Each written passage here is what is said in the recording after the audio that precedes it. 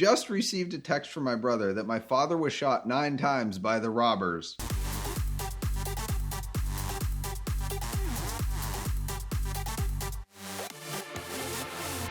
In the car business, certainly I avoid most scammers because they know better than to mess with the car dealer. They prey on unsuspecting private sellers on places like Craigslist and Facebook Marketplace and all that, and they have any number of tricks. But every now and then they happen upon, maybe accidentally, a car dealer selling a car, such as me, and I decided to have a little fun with them. Now, Ed and I had actually tried multiple times to bait a scammer in order to, really for our own entertainment value, but of course for the purpose of a story. And neither of us had any success because it seems like scammers are using the same tricks. Their tricks haven't changed, but people are just getting dumber. You'd think that people would figure out the tricks that scammers are using and not fall prey to them. But 10 years ago, it seems they were actually using much more advanced means to try to scam people. And you could even talk to some of them on the phone. And now apparently it's so easy to scam people that they only go for the low-hanging fruit. So as soon as you show any sign of intelligence whatsoever, they just ghost you and they move on to the next easy prey. Well, I had a Subaru WRX race car on Racing Junk of all places. And I got the typical text message that was pretty obviously a scammer, very cordial but broken English, and an eager willingness to buy my car at the agreed upon price without any negotiation whatsoever. That's a dead giveaway that it's a scammer. They are most definitely not shrewd negotiators. So of course they start out with texting from one number and then somebody else texts from a different number. Now, this may be slightly offensive to some people, and I am in no means condoning the actions of the fake name that I took on, but it has a backstory. My friend Ryan from Maine created a fake Facebook profile under this name because he thought it was hilarious, and Facebook actually took it. But it was Jiffy T Therapist, which could be deemed Jiffy Therapist, but it's really, the space is in a different place. We'll just leave it at that. My brain was not functioning fully the day that I decided to mess with the scammer, and the first fake name I could come up with was Ben Dover, and that was way too 5th grade, so I settled on Jiffy T Therapist. So he texts me, "Hello, Jiffy T Therapist. This is Kent Leland. I'm the one buying your Subaru WRX, blah, blah, blah, blah, blah." And a typical scammer, they said, "Well, I'll send you more money than you're asking because it needs to cover the shipper's fund. You'll send the money to the shipper's agent. They send you a fake cashier's check. You deposit it before you have time for the bank to find out that it's not real. You send them back a cashier's check to their shipper's agent, and then you're screwed." So I said, "Okay, sure. Here's my address. Go ahead, send the check. Let's see where this goes." So I asked him for his address and details for the title paperwork, and he sends me a passport photo. Now, this will come into play later. Of course, a passport photo doesn't show his address. Smart. So, my shipping agent will contact you for the pickup. The price is $36,980 as I had it advertised. My shrewd negotiation kicked in, and I said, "Well, I really want $40,000 because I have some other parties interested. I put a lot of money into this car." "Okay, yep, no problem, sure." I probably could have told him 80 and he would have gone for it, as long as he can pay me more than he agreed upon. So, of course, he goes, "Nope, okay, no problem, and the fund will cover your payment and also the shipment fees. I'm in no rush with you till the check is cleared." That's nice of him. "You are required to deduct the money for your item and send the rest balance to the mover for him to be able to offset shipping and other tax charges." So he sends me a tracking number, said it was delivered to Wilmington, Delaware. I said, "Well, I'm not in Wilmington, Delaware." A couple days later, it shows up. So I'm still kind of figuring out the plan here. So I've got to buy some time with him. So I leave the check on my desk for a number of days and don't really do anything with it. And of course, some people could say, "Well, contact the FBI, contact the bank that it was drawn on," all these different things. I'm like, they're not going to be able to do a thing. There's so much of this going on. He's in another country. I'm just going to have some fun with it and let it be. Now, he had sent me $42,980, so $29.80 was to cover the shipping. So I, of course, sent him back a message and said, well, seems like you're getting overcharged for your shipping. How about I just have my transporter send you the car? I'll just put the title in the glove box and sign it off. Now, I would never do things like that. You never let a trucker have a signed title. Goodness gracious. But, for the sake of the story, I was willing to do just about anything. And I was ready to have one of my transporters just, pretend to load it up. I'd take a video of it, send it to him, all that sort of stuff, and send him a copy of the title. But he didn't go for that. He knew better than to give me an address. So he said, no, just send the money to the shipper. It's already been booked with them. I'm like, okay, well, had to try. Probably a few days go by and he keeps asking if I've deposited the check, and I'm still figuring out what exactly I'm going to do with this. And I said, yep, funds should be cleared in a couple days. Kept offering the shipping, my own shipping. So, well, my trucker can also take all the spare parts. He can load the car this weekend. He'll go anywhere in the USA.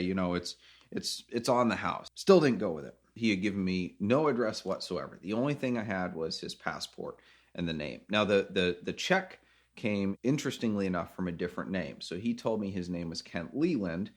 The return name on the package was Matthew Hill in an address in Iowa, which came back to a discount grocery store. And the remitter on the check was Otis Henson.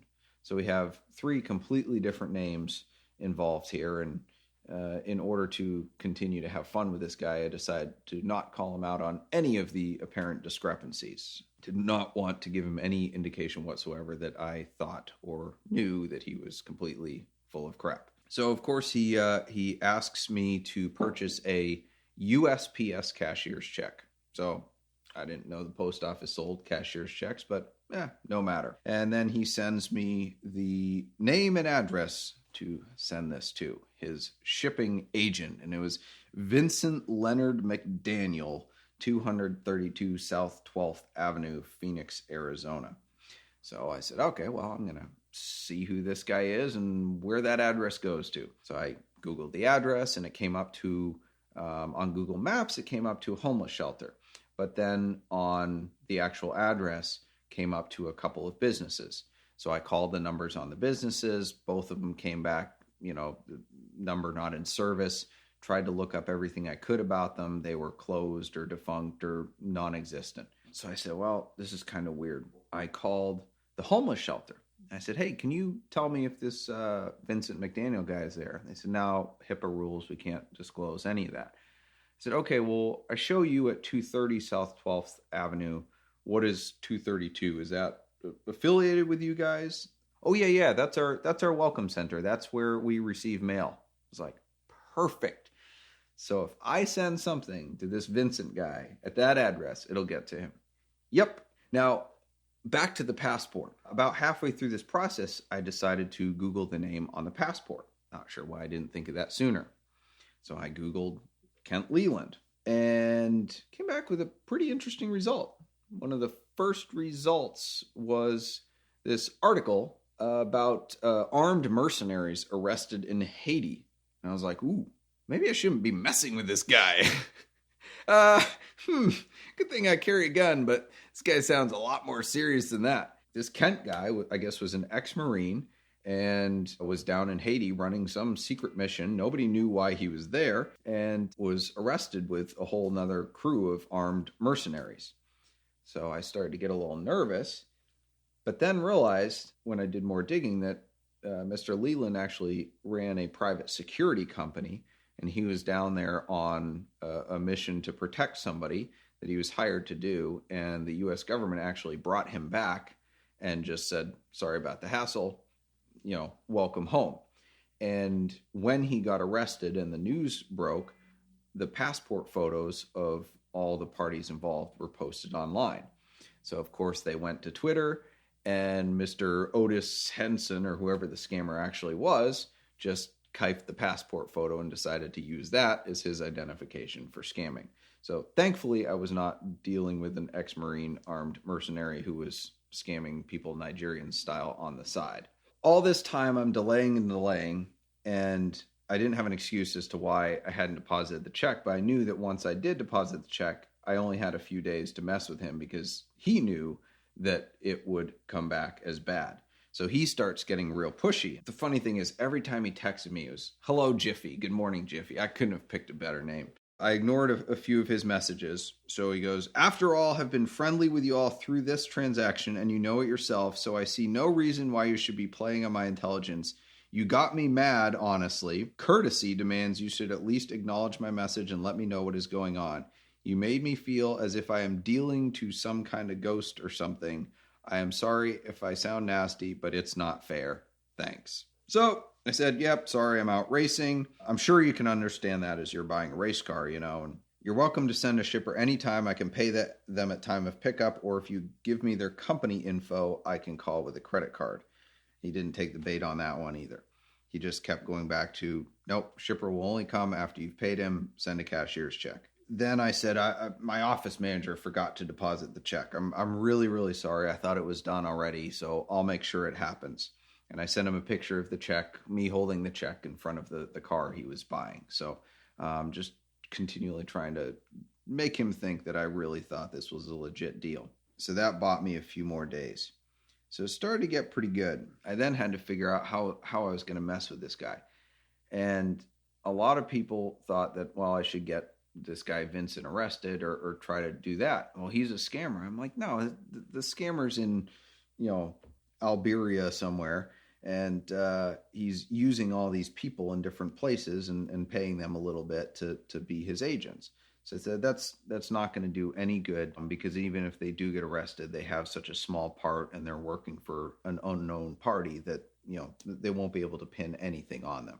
But at one point, I actually thought about sending Vincent a fake cashier's check, because I had read that somebody had gotten arrested at the bank trying to deposit a cashier's check that had been sent to them by a scammer, and they immediately detected it as fake, called the police, and they got arrested. So I was like, maybe this is a ploy to get him arrested, and that will then, maybe trickle back up, they'll investigate it, whatever. The problem is I don't know enough nefarious characters to actually get a fake cashier's check made. I called everybody I knew, and nobody knew, and everybody was like, well, why do you want one? What are you up to? Yeah, so I didn't even couldn't have gotten one done if I had tried. So I thought, okay, we got to come up with a better solution. So I called Ed Bolian, king of messing with scammers and threatening truckers. He said, let's do a giant check and have it delivered. I said, okay, well, that might prove to be a little difficult, but sure, let's go for it. So I contracted a company in Phoenix to make up a giant 4-foot check payable to Vincent Leonard McDaniels from Otis Henson. So when he got it, he might at least make the connection, know that jig was up.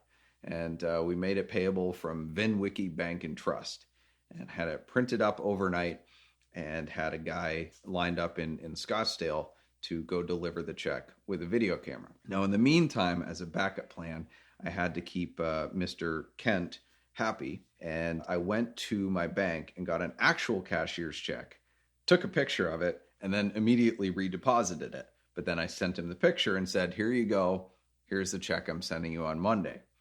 And I said, but here's the thing, I need Vincent to be available at 10:30 on Wednesday, because it's, direct signature required. Can you please make sure your shipper's agent is going to be there? So he said, yeah, sure. Not sure how seriously he took that. So I knew I had to send him an actual package, and I got to put something in the package. So I'm like, all right, well, as a backup plan, in case this giant check thing doesn't work, because there's a lot of variables and moving parts, I'm going to fill it with Monopoly money, thousands of dollars worth, and also, kind of in an ironic twist, I put in a Bible tract entitled The Story.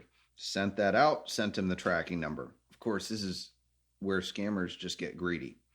After I had told him that I had sent the cashier's check, he got so greedy that he thought he had, he thought he had a fish on the line, that he wasn't just content with the $2,900.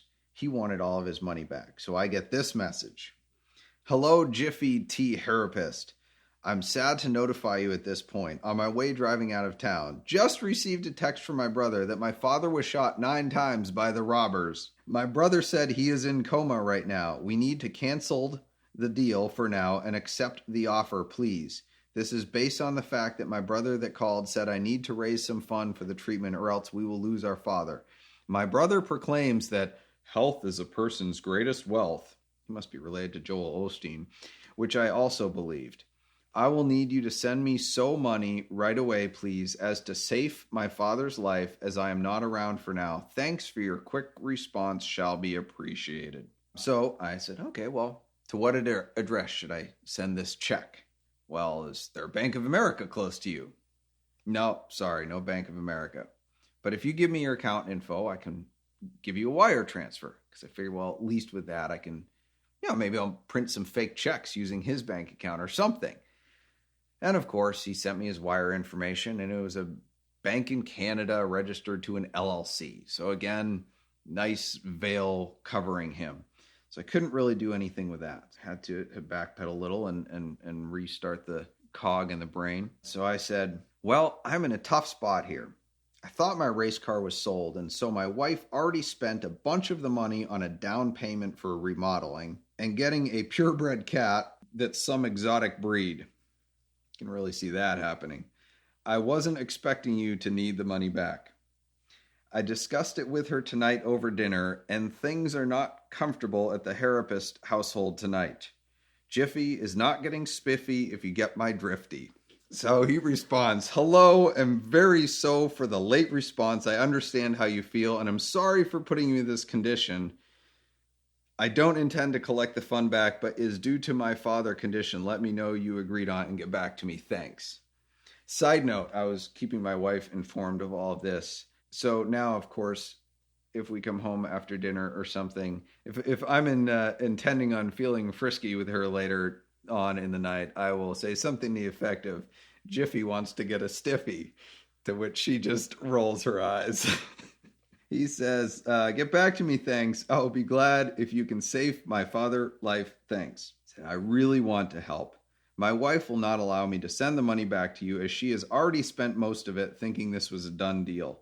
The only way I can return your money is to go take out a loan against the car, which my bank will give me for the value.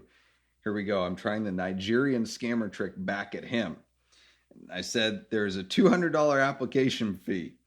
My wife handles the finances, and she will not allow me to get this loan if she knows about it. But if you can send me the funds for this application fee to my phone using Zelle or Western Union, she will not know about it. Please help me help you, and we can get this done so my marriage is still okay, and she doesn't know, and then your father can get the treatment he needs. And he said, hello, Jiffy, just get the 200. I'm running out of cash right now. The only hope I have is the money in your hand. Please just help with any amount you have now. Thanks. So, man, I could have sent him $1,000 and kept my car. So I offered to send him the title to the Subaru so he could go get a title loan on it. And just about then, the jig was up because he got a message from Vincent. And he goes, hello, Jiffy. I just spoke to Vincent. He said the package you sent was Monopoly money and a storybook about God. I don't understand what is going on. Can you please explain to me? Thanks. This guy is the thickest scammer I think I've ever dealt with. What's going on is that you're an idiot and I gotcha. So I asked him if he got the check. And I'm like, the check was delivered via courier. He's like, no, we just got this Monopoly money. I'm like, no. There was a check left at the Welcome Center. Did he get it? Now, unfortunately, when the guys went to deliver the check, they had got a call on a job earlier, so they couldn't be there at 10:30 as agreed upon. So I was glad I had the backup plan. So they went in the afternoon after the mail center was closed, and Vincent was nowhere to be found. But I guess they had some interesting experiences walking in because there was a big tent city all around the homeless shelter, and they were getting some interesting, cat calls or something over the check from some of the homeless guys. And one guy is like, oh man, that's a big check. I need a couple more zeros on it for me. He's like, you want me to come in and help you there? I can raise some ruckus if you need it.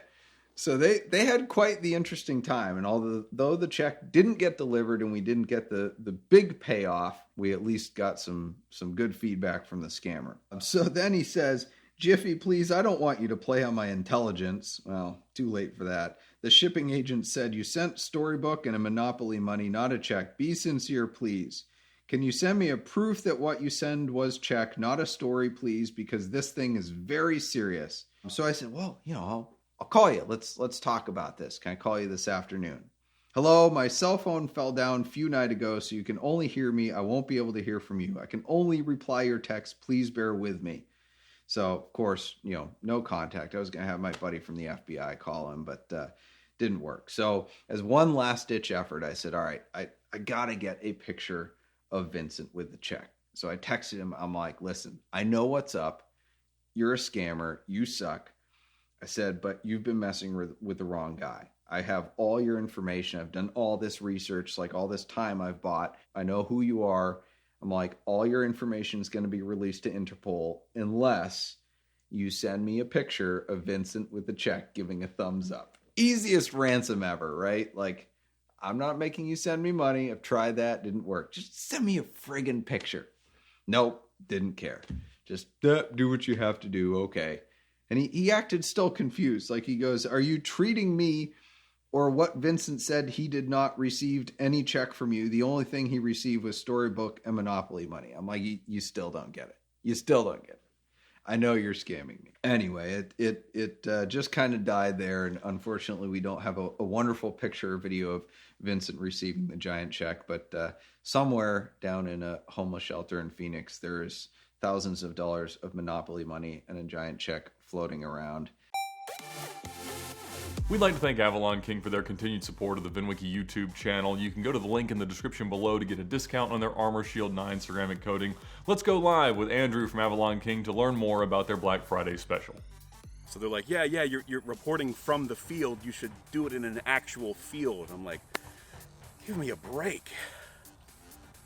So we're running a Black Friday sale from November 28th to the 30th.